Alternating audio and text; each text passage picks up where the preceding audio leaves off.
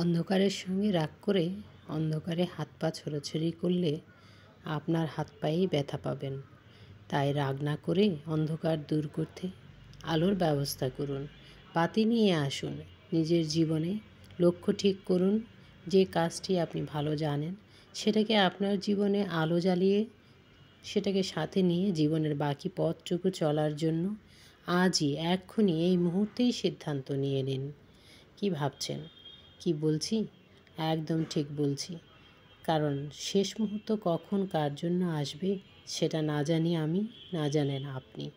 তাই যতক্ষণ আপনি আছেন ততক্ষণ আশা রাখুন এবং সেভাবে নিজের জীবনে পরিশ্রম করুন। নিজের প্রয়োজন, নিজের খুশিগুলো নিজেই আলো জ্বালিয়ে ওয়েলকাম করুন। ততক্ষণ পর্যন্ত কেউ আপনার ব্যর্থতার গল্প শুনতে চাইবে না যতক্ষণ পর্যন্ত না আপনি সফলতার শিখরে পৌঁছাবেন। যেদিন আপনি সফলতার শিখরে পৌঁছাবেন, সিংহাসনে বসবেন সফলতার, তখন চারপাশ থেকে সবাই এসে আপনাকে প্রশ্ন করবে, আচ্ছা বলুন তো আপনার এই সফলতার পেছনে কাজ করেছে কে? কোন চিন্তা বা কোন কষ্টটা আপনাকে এই পর্যন্ত আসতে সহযোগিতা করেছে? সেই দিন আপনি না হয় আপনার ব্যর্থতার কষ্টগুলোর কারণগুলো তুলে ধরবেন। আজ আপনি এই মুহূর্তেই নিজের ভালো লাগা, নিজের যোগ্যতা, নিজের দক্ষতাকে কাজে লাগিয়ে নিজের সুখগুলোকে কেনার জন্য কাজ করতে থাকুন। সচেতনতা সফলতা পাশাপাশি থাকে।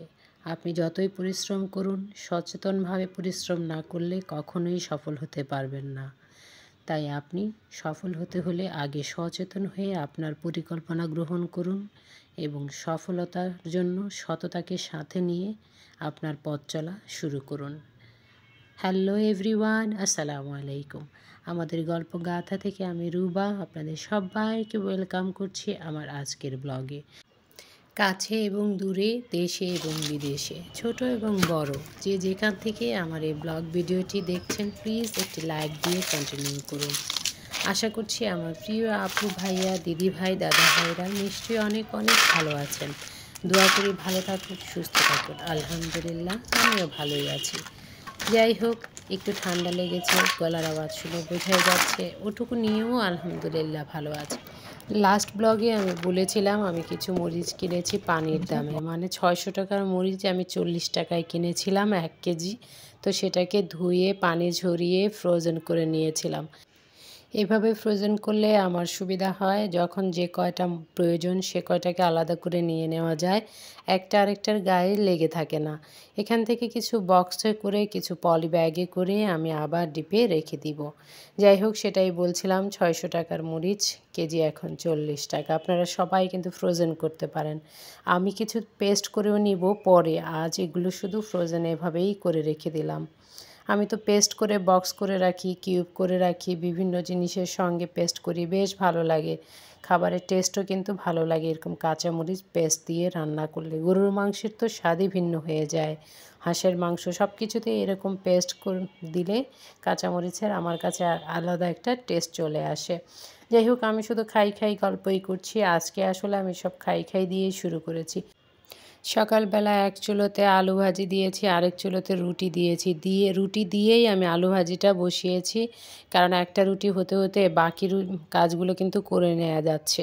যাই হোক, আমি হাল ছাড়িনি, এক চুলায় রুটি ভেজে নিয়েছি, রুটি দিয়ে রুটি ছেঁকে ছেঁকে নিয়েছি, আর এক চুলায় আমি আলু ভাজি করে নিয়ে ডিম ভেজে, অফ ক্যামেরায় ডিম ভেজেছিলাম, ডিম ভেজে আবার সেখানে আলু আর ডিমটা সিদ্ধও করে নিয়েছি। আমার তো আজকে গরম গরম ভাত দিয়ে আলু ভর্তা, ডিম ভর্তা খেতে ইচ্ছা করছে।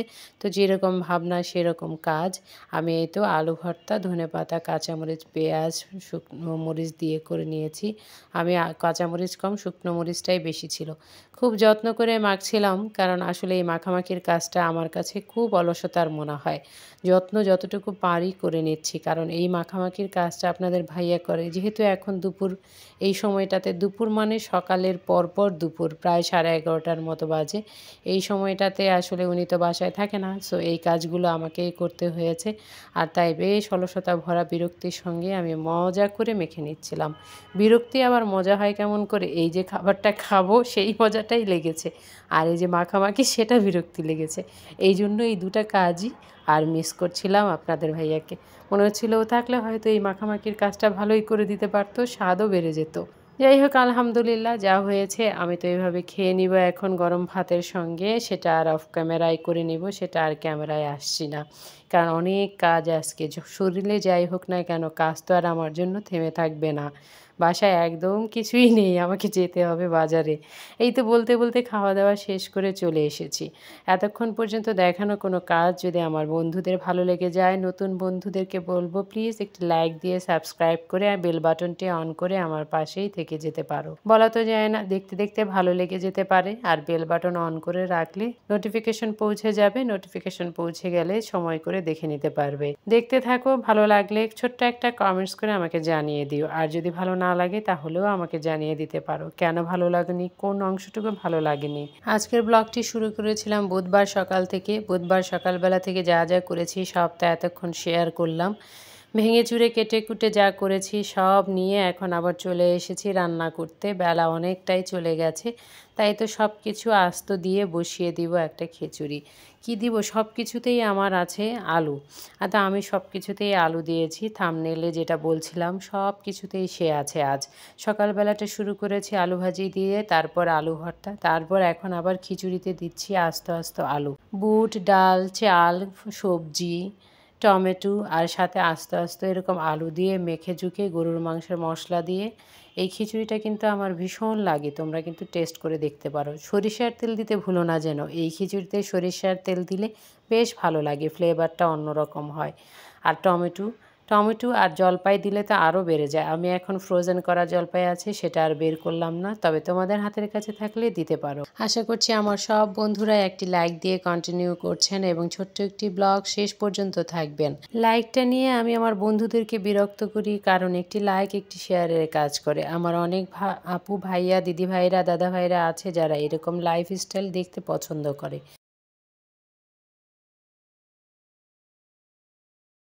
আপনার একটি লাইক এরকম লাইফস্টাইল পছন্দ করে যে সকল দিদিভাই, দাদাভাই, বন্ধুরা, তাদের কাছে আমার এই ভিডিওটাকে পৌঁছে যেতে সাহায্য করবে। এতে আপনার ক্ষতি হবে না, কিন্তু আমার এবং সেই বন্ধুদের অনেক উপকার হবে। হয়তো এখান থেকে কিছু কিছু দেখে তাদেরও ভালো লাগতে পারে, ভালো সময় কাটতে পারে। আবার অনেক কিছু তাদের ভালো লেগে গেলে তারাও সেখান থেকে দেখে করে এনজয় করতে পারে।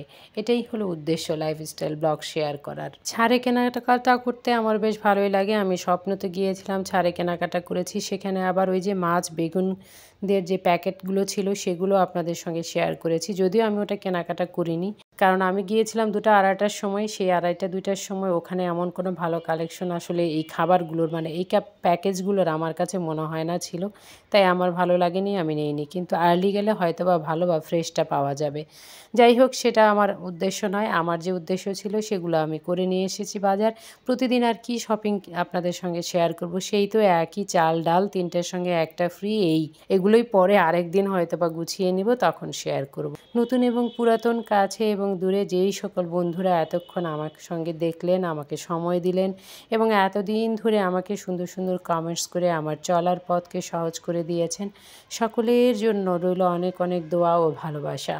ছোট্ট একটা কমেন্টস করে জানিয়ে দিতে পারেন কেমন লেগেছে। দিন শেষে সব কাজ সেরে যখন খুবই ক্লান্ত, তখন ভাবি বান্ধবীর ফোন পেয়েছিলাম, আসো রুবা চলে আসো আমরা চা খাই, আমি চা বানিয়েছি। মনে মনে এরকম একটা অফারই খুঁজছিলাম, কেউ যদি 1 কাপ চা বানিয়ে দিত। সে বলল সেখানে আরও এক বান্ধবী এসেছে। আমি চলে গেলাম সেখানে, 3জন মিলে সেখানে গল্প করলাম, চা খেলাম। তারই কিছু অংশ আপনাদের সঙ্গে শেয়ার করলাম। সেখানেও সে ছিল, এই যে থাম্বনেইলে বলেছিলাম আজ সব কিছুতেই সে আছে। সকালবেলা ছিল আলু ভাজি, দুপুরে ছিল আলু দিয়ে তরকারি, আলু ভর্তা, আলু ছিল মাংসের সঙ্গেও, খিচুড়িতেও। আবার দেখেন সন্ধ্যায় সেও ছিল আলু সিঙ্গারা। সব মিলিয়ে আমার সব কিছুতেই এই গোল আলু ছিল। গোল আলুটা সব কিছুর সঙ্গেই যায়, যত হোক গরুর মাংস কিংবা আপনি এমনিতেই ভর্তা, ভাজি, সব কিছুই। তারপরও কেন যে মানুষ কোনো কাজ না করলে এমনিতেই বলে তুমি একটা গোল আলু। আমি বুঝি না, আসলে গোল আলুতেও অনেক মজার, অনেক টেস্টি এবং সে সবার সঙ্গে অ্যাডজাস্ট করতে পারে। আপনার আমার মতো নয় যে একটু রাগ হলেই কারো কাছ থেকে সরে যাব, তাকে বাদ দিয়ে দিব। এতক্ষণ পর্যন্ত ধৈর্য ধরে আমার সঙ্গে থাকার জন্য অনেক অনেক ধন্যবাদ। ভালো থাকুন, সুস্থ থাকুন। আমার জন্য দোয়া করবেন। যারা অসুস্থ অবস্থায় ব্লগটি দেখলেন তাদের জন্য রইল অনেক অনেক দোয়া। সৃষ্টিকর্তা আপনাদেরকে সুস্থতা দান করুন। দেখা হবে নতুন কোনো দিন নতুন কোনো ব্লগে। আসসালামু আলাইকুম, আল্লাহ হাফেজ।